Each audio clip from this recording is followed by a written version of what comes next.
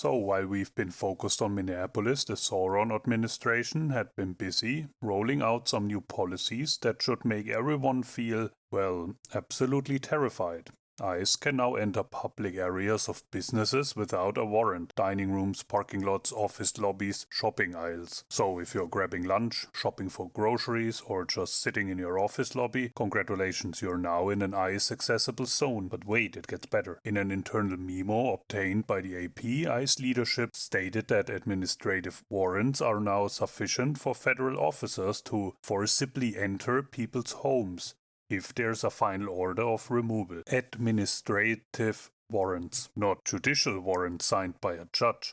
Administrative ones.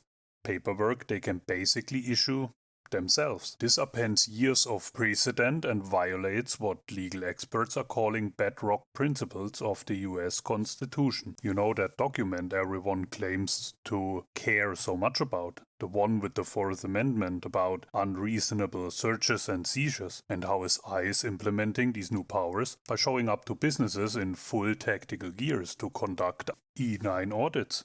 Paperwork checks that used to be done by mail. They're showing up in SWAT gear to check employee forms. The results? Minneapolis businesses are reporting revenue decreases of 50 to 80% because people are too scared to leave their homes. Hundreds of Minnesota businesses shut down on January 23rd in an ICE out protest. Over 60 CEOs, including from Target, Best Buy, and United Health, signed an open letter calling for de-escalation after Alex Pretty was killed. And you know what Sauron's response was? He called Minnesota corrupt and crooked because he believes he won the state all 3 times. So this isn't about immigration enforcement. This is about political retaliation.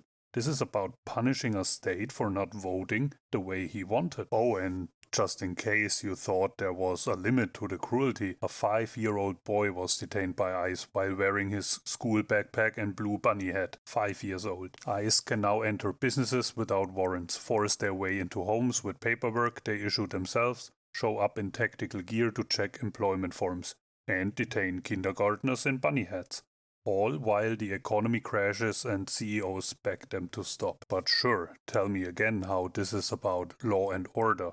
Sounds legit to me.